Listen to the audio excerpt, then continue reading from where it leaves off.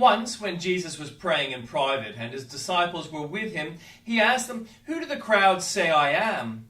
They replied, "Some say John the Baptist, others say Elijah, and still others that one of the prophets of long ago has come back to life." "But what about you?" he asked. "Who do you say I am?" Peter answered, "God's Messiah." Jesus strictly warned them not to tell anyone, and he said, "The Son of Man must suffer many things and be rejected by the elders, the chief priests, and the teachers of the law, and he must be killed and on the third day be raised to life." Then he said to them all, "Whoever wants to be my disciple must deny themselves and take up their cross daily and follow me. For whoever wants to save their life will lose it, but whoever loses their life for me will save it. What good is it for someone to gain the whole world and yet lose or forfeit their very self? Whoever is ashamed of me and my words, the Son of Man will be ashamed of them when he comes in his glory, and in the glory of the Father and of the holy angels. Truly I tell you, some who are standing here will not taste death before they see the kingdom of God." About 8 days after Jesus said this, he took Peter, John, and James with him, and went up onto the mountain to pray. As he was praying, the appearance of his face changed, and his clothes became as bright as a flash of lightning. 2 men, Moses and Elijah, appeared in glorious splendor, talking with Jesus. They spoke about his departure, which he was about to bring to fulfillment at Jerusalem. Peter and his companions were very sleepy, but when they became fully awake, they saw his glory and the 2 men standing with him. As the men were leaving Jesus, Peter said to him, "Master, it is good for us to be here. Let us put up 3 shelters, one for you, one for Moses, and one for Elijah." He did not know what he was saying. While he was speaking, a cloud appeared and covered them, and they were afraid as they entered the cloud. A voice came from the cloud saying, "This is my son, whom I have chosen. Listen to him."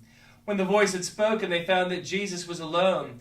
The disciples kept this to themselves and did not tell anyone at that time what they had seen. And the Old Testament reading. So the men of Kiriath Jearim came and took up the ark of the Lord. They brought it to the Abinadab house on the hill and consecrated Eleazar his son to guard the ark of the Lord. The ark remained at Kiriath Jearim a long time, 20 years in all. Then all the people of Israel turned back to the Lord. So Samuel said to all the Israelites, "If you are returning to the Lord with your hearts, then rid yourselves of the foreign gods and the Ashtoreths, and commit yourselves to the Lord and serve him only. And he will deliver you out of the hand of the Philistines." So the Israelites put away their Baals and Ashtoreths and served the Lord only. Then Samuel said, "Assemble all Israel at Mizpah, and I will intercede with the Lord for you." When they had assembled at Mizpah, they drew water and poured it out before the Lord. On that day they fasted and they were confessed, "We have sinned against the Lord." Now Samuel was serving as leader of Israel at Mizpah. When the Philistines heard what Israel had assembled at Mizpah, the rulers of the Philistines came up to attack them. When the Israelites heard of it, they were afraid because of the Philistines. They said to Samuel, "Do not stop crying out to the Lord our God for us, that he may rescue us from the hand of the Philistines." Then Samuel took a suckling lamb and sacrificed as a whole burnt offering to the Lord. He cried out to the Lord on Israel's behalf, and the Lord answered him. While Samuel was sacrificing the burnt offering, the Philistines drew near to engage Israel in battle. But that day the Lord thundered with loud thunder against Philistines and threw them into such a panic that they were routed before the Israelites. The men of Israel rushed out of Mizpah and pursued the Philistines, slaughtering them along the way to a point below Beth-kar. Then Samuel took a stone and set it up between Mizpah and Shen. He named it Ebenezer, saying, "Thus far the Lord has helped us." So the Philistines were subdued, and they stopped invading Israel's territory. Throughout Samuel's lifetime, the hand of the Lord was against the Philistines. The towns from Ekron to Gath that the Philistines had captured from Israel were restored to Israel, and Israel delivered the neighboring territory from the hands of the Philistines, and there was peace between Israel and the Amorites. Samuel continued as Israel's leader all the days of his life. From the year to year, he went on a circuit from Bethel to Gilgal to Mizpah, judging Israel in all those places.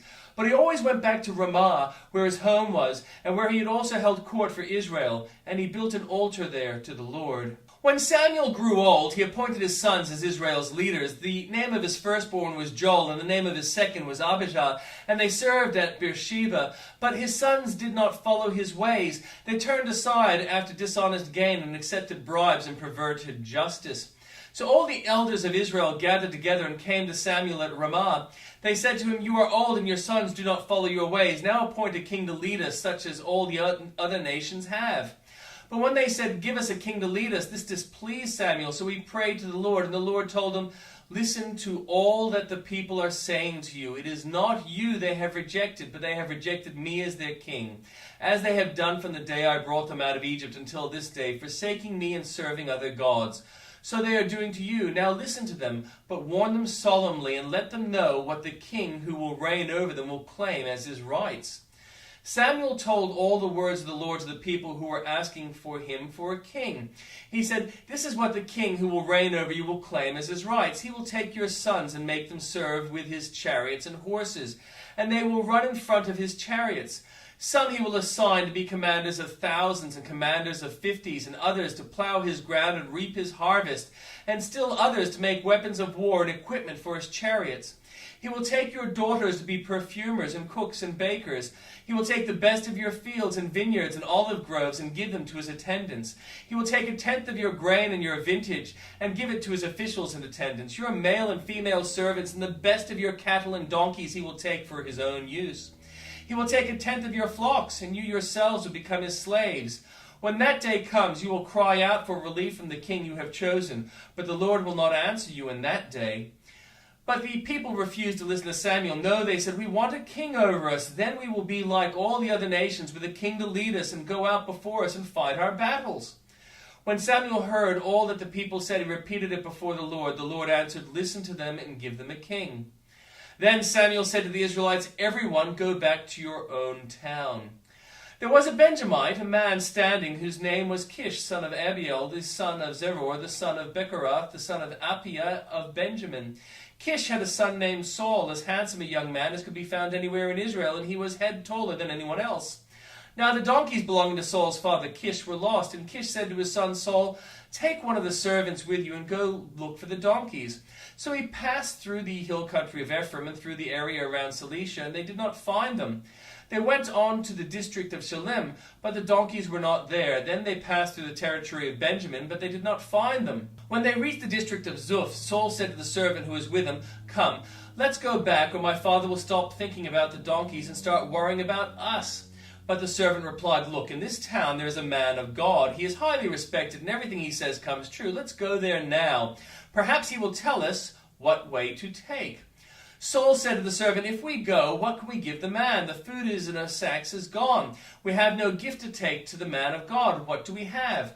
The servant answered him again. "Look," he said, "I have 1/4 shekel of silver. I will give it to the man of God so that he will tell us what way to take." Formerly in Israel, if someone went to inquire of God, they would say, "Come, let us go to the seer," because the prophet of today used to be called a seer. "Good," Saul said to his servant, "come, let's go." So they set for the town where the man of God was. As they were going up to the hill to the town, they met some young women coming out to draw water. And they asked them, "Is the seer here?" "He is," they answered. "He's ahead of you. Hurry now. He has just come out of our town today, for the people have a sacrifice at the high place. As soon as you enter the town, you will find him before he goes up to the high place to eat. The people will not begin eating until he comes, because he must bless the sacrifice. Afterward, those who are invited will eat. Go up now. You should find him about this time." They went up to the town, and as they were entering it, there was Samuel coming towards them on his way up to the high place. Now the day before Saul came, the Lord had revealed this to Samuel. "About this time tomorrow I will send you a man from the land of Benjamin. Anoint him ruler over my people Israel. He will deliver them from the hand of the Philistines. I have looked at my people, for their cry has reached me." When Samuel caught sight of Saul, the Lord said to him, "This is the man I spoke to you about. He will govern my people." Saul approached Samuel in the gateway and asked, "Would you please tell me where the seer's house is?" "I am the seer," Samuel replied. "Go up ahead of me to the high place, for today you are to eat with me, and in the morning I will send you on your way and will tell you all that is in your heart. As for the donkeys you lost 3 days ago, do not worry about them. They have been found. And to whom is all the desire of Israel turned, if not to you and your whole family line?" Saul answered, "But am I not a Benjamite from the smallest tribe of Israel, and is not my clan the least of all the clans of the tribe of Benjamin? Why do you say such a thing to me?" Then Samuel brought Saul and his servant to the hall and seated them at the head of those who were invited, about 30 in number. Samuel said to the cook, "Bring the piece of meat I gave you, the one I told you to lay aside." So the cook took up the thigh which was on it and set it in front of Saul. Samuel said, "Here is what has been kept for you. Eat, because it was set aside for you for this occasion from the time I said I have invited guests." And Saul dined with Samuel that day. After they came down from the high place to the town, Samuel talked with Saul on the roof of his house. They rose about daybreak, and Samuel called Saul onto the roof. "Get ready, and I will send you on your way." When Saul got ready, he and Samuel went outside together. As they were going down to the edge of the town, Samuel said to Saul, "Tell the servant to go on ahead of us." And the servant did so. "But you stay here for a while, so that I may give you a message from God."